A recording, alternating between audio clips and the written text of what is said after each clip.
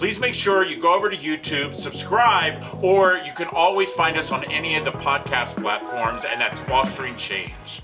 You know what? I am so excited for another episode of Fostering Change. Since we started this podcast 5 years ago, I have had the most unbelievable fortune to meet some of the most amazing people. Like I always say it all the time, there are so many good humans in this world. And the fact that, every week and now every other week, I get to have a guest. But you know what I love is when I've had a guest on the podcast and it's been several years and I ask them to please come back because I have so much more to talk to them about. And my next guest, that is exactly what happened.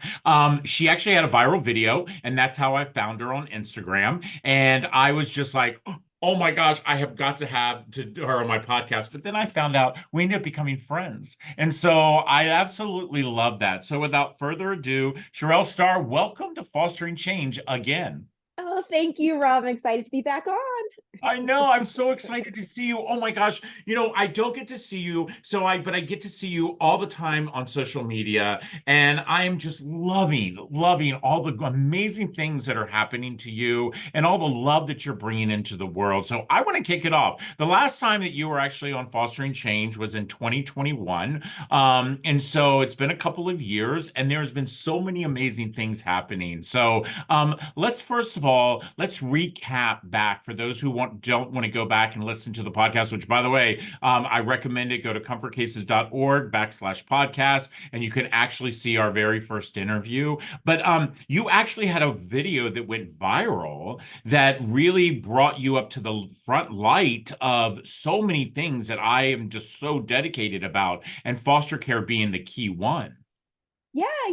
I was featured in Humans of New York's, amazing series, just talking about my experience in foster care. And it ended up being a 5-part series that they featured me in, and that went viral. And through that series, not only did I get to share my story and connect with lots of, current foster youth, former foster youth, foster parents, I also helped to raise through that story around $150,000 for CASA-NYC. So it's an incredible experience, not only to share my story and connect with people, but really to help make a difference with this organization that I'm so passionate about supporting. And if you guys don't know CASA, it's an organization that provides advocates for current foster youth. So literally people who advocate on behalf of the youth themselves, not the case, specifically for the youth. So I'm very passionate about that organization. And I was happy to be able to turn sort of my painful story into something very positive that helps other youth. Yeah, I will tell you, your story was painful, just like mine and so many other our brothers and sisters who have gone through the system that I continue to remind people is shattered, and we really need as many people just jump on board and try to change it. But the fact that the love that you have for CASA, I will say CASA is they are the angels on earth that every child in foster care deserves. Those who don't know, it's a court-appointed special advocates. We've had CASAs on our podcast. We, as an organization, our comfort cases go to many CASAs because they truly make sure they go to the children in foster care. And I want to jump into talking about CASA because, this is a national organization. Things that I've learned, especially since speaking to you, and I've really been diving into CASAs, is they're treated differently in the states. They're not all the same, which kind of surprised me because one of the things that I had heard, and I don't know if this is in New York, I do know that this is in my state and several other states, is that when a child is reunified with their birth parents, the CASA is to step away. And and that's actually in the rule book in National CASA. And I actually was shocked about that. And let me explain what my opinion is, and then I want to know your opinion, because I ask this to CASAs all the time. I feel like children in foster care, we have such a trust issue as it is, and we are put from one house to the next. The only thing that ever is any regularity in a child in foster care truly is the CASA. Yeah, the guardian of litem, but they see them so frequently, and they're really not bonding as those CASAs bond. I feel, and this again, this is Rob's opinion, and I know I'm going to get the hate emails. I get them all the time. I just feel that we're doing a disservice for the child in the system who goes back. And by the way, I love reunification. I think it's like the goal we all should be searching for. But I think that it's so important that these beautiful children deserve to have their CASA come with them, at least for a winging off stage, not that just cut off and then you're done. What do you think? So I agree with you. So what I will say is using my own story as an example. I did not have a CASA when I was reunified with my mom. And when I was reunified with my mom, a social worker showed up one day, made me pack my stuff and grab my sister, dropped us off at my mom's house, and drove away. And that reunification was a painful, trying process of me having to learn how to live with my mom learning how to parent two very young children who had basically grown up at that point without her, and there was no support system to help us sort of bridge that gap. There was no therapy for me or my younger sister who was also in care with me. There was no sort of thought. There were people didn't think through that we would need additional support when we reunified. And so when I say I agree with you on the very premise that we should be still providing supports for youth when they go back home to ensure that that transition is as smooth as possible, that they have someone who understands their behaviors, their triggers, their traumas, and can help sort of bridge that gap maybe now with their bio parent or bio parents in this home that they are now trying to create together.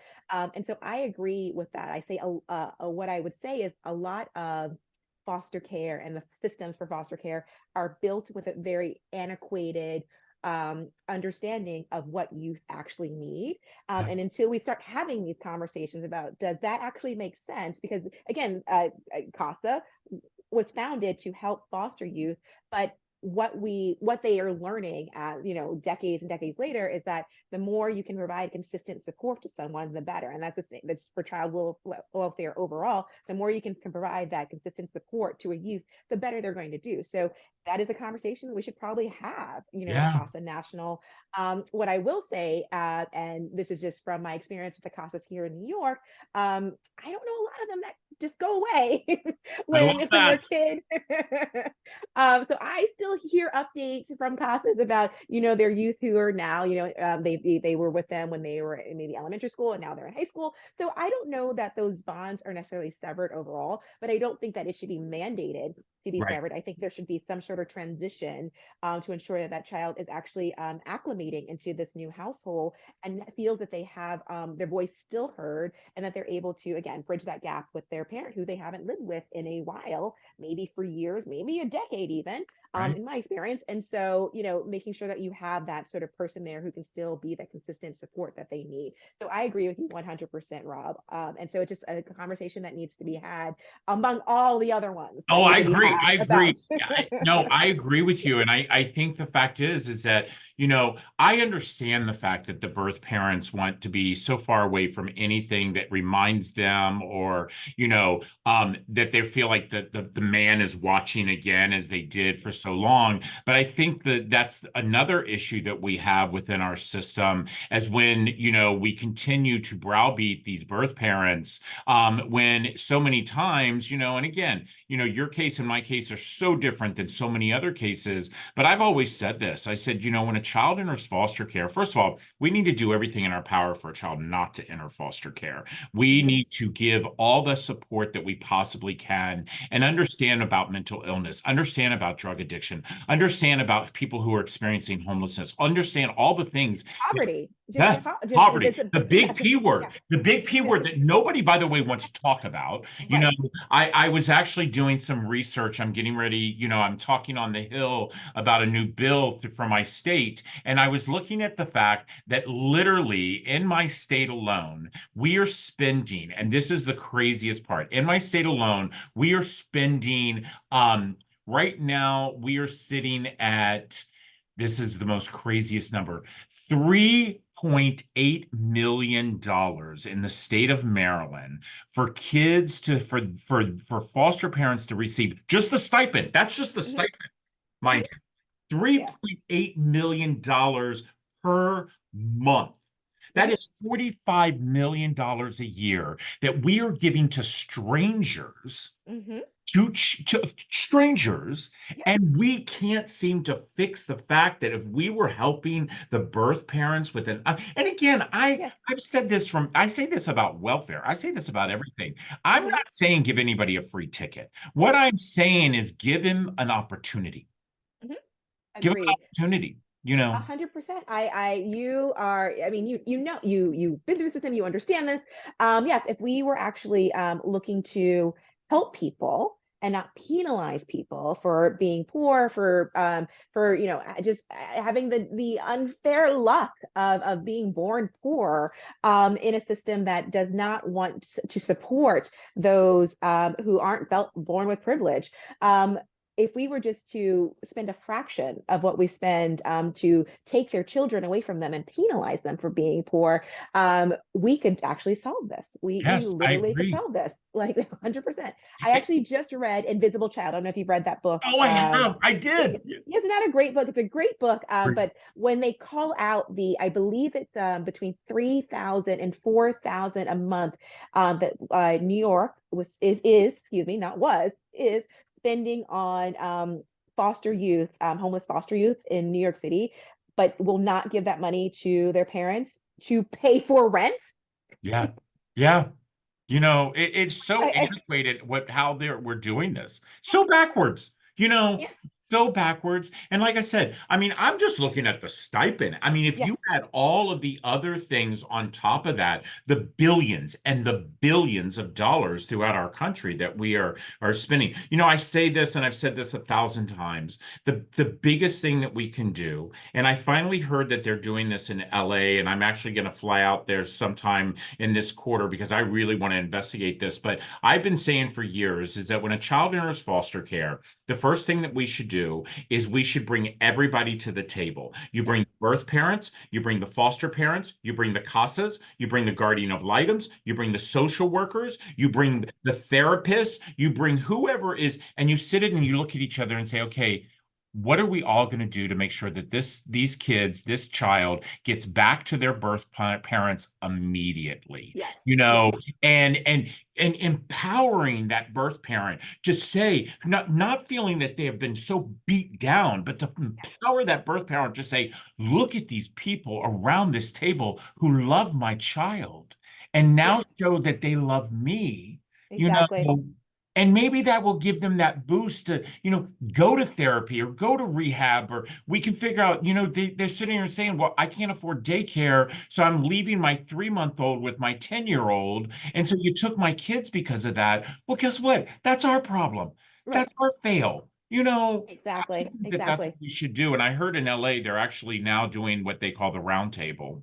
Yes, yeah, and actually, so when I was CCAI, when I got that award, I don't know, 2018 or but Angels in Adoption, I met the group that was starting that or was piloting that, and literally bringing all of the units and the triads together to be with that bio parent in the courtroom. They also had a really good pilot program where they would sit with the mom or the dad, the bio parent, and actually go through before they left court, before they walked out of the building and say, hey, who are some kinship people that we can reach out to? Oh, you don't know so and so's number? Let me pull up Facebook Yeah. and see if I can find, someone who knows them or find a connection, literally to ensure that that youth wouldn't be lingering in a foster home, and they can actually go to a kinship home. And so, literally, just changing how we think about being resources and how these people who work in the system thinking about actually being resources to these parents,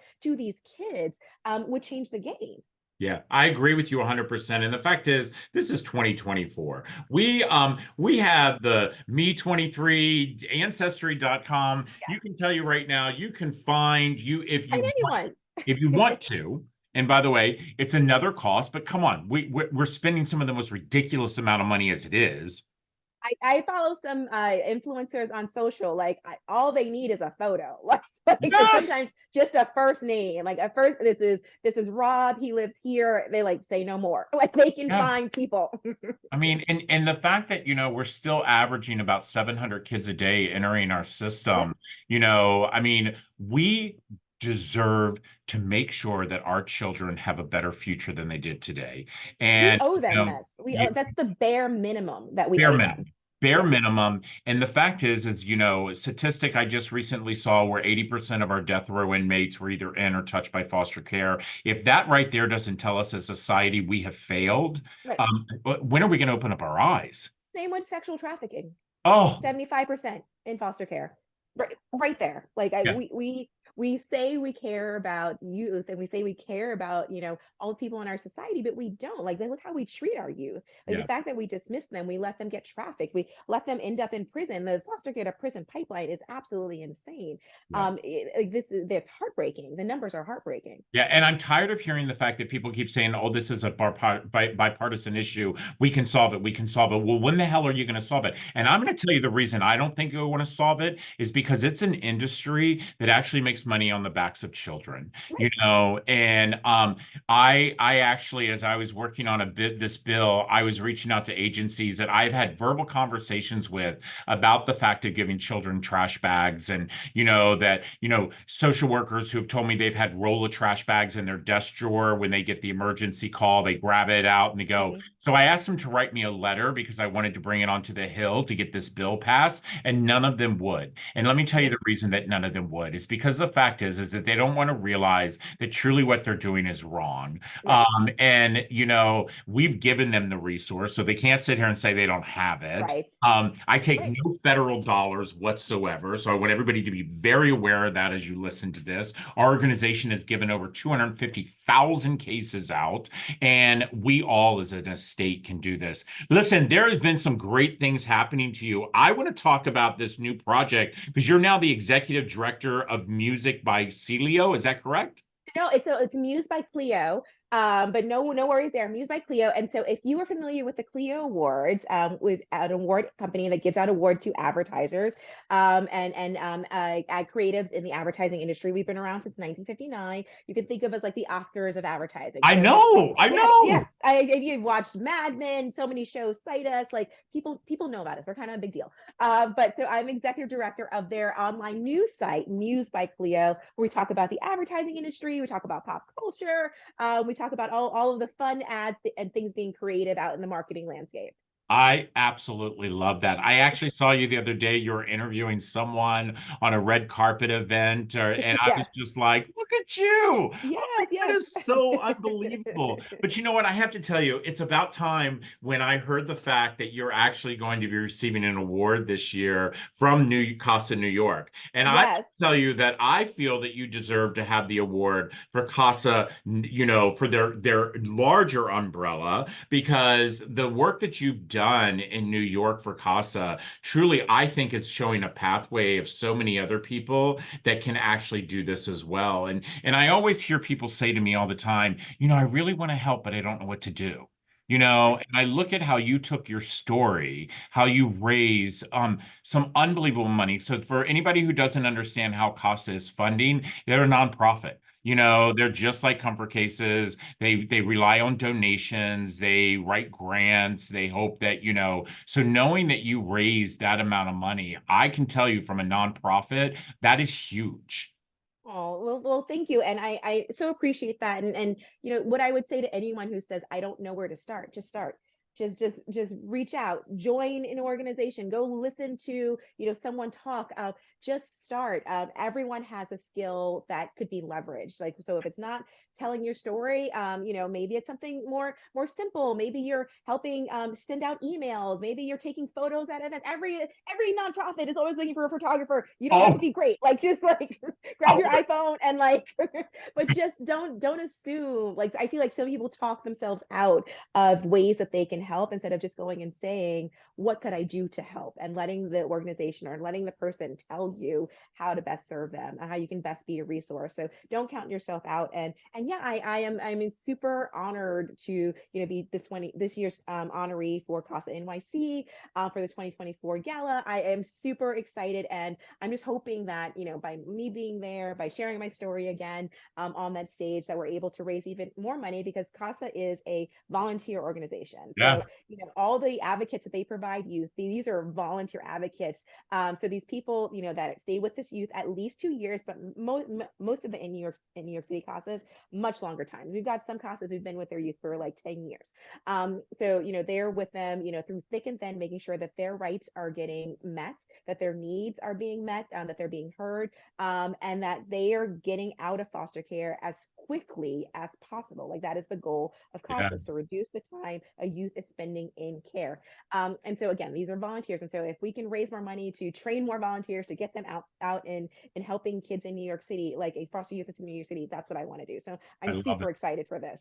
I love it. I love it. I love the fact, I mean, we give thousands and thousands of cases in New York City. And I don't think people realize that, in that city, that beautiful city, how many kids are sleeping in hotels, how many kids, that are staying at the Covenant House, how many kids, I mean, people have to realize, and the thing is that no child's ever asked to be in foster care. They don't want that. They, besides the kids who are being abused, which we know is not as large as what people want to say, a child doesn't want to be in that system. And, we can definitely do better. Listen, again, I always get shocked about how fast the time flies with talking to you. I love, you energize me. I'm so proud to call you my friend. I am Oh, thank just, you, Rob. you Me know, too. you are a mover and a shaker, and that's what we need. You use your voice in the right way on the platform that you should. And let me tell you something. I could never be more proud of you and seeing all that you're doing. And I just want to say thank you. And for, the over almost 400,000 kids who are in foster care, knowing that you're there standing next to all of us is just like, you're just a gem, my friend. Oh, thank you, Rob. Oh, it was so great chatting with you. Let's do this again.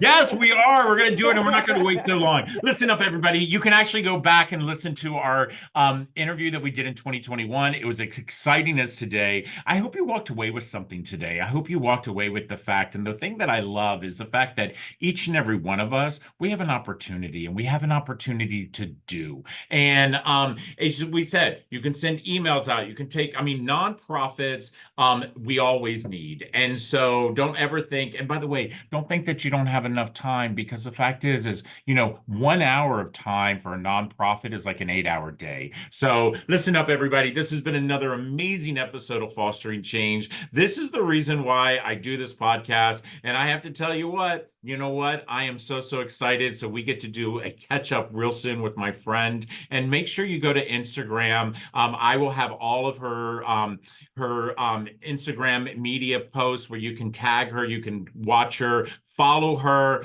She is amazing. I will tell you, it will inspire you as it inspires me every single time I see her post. And once again, I love you to the moon and back. And everyone, have an amazing day. Go out there and be good humans. Take care. Hey everybody, it's Rob Shear, the founder of Comfort Cases, and thanks for tuning in to Fostering Change. You can actually watch a couple of episodes right here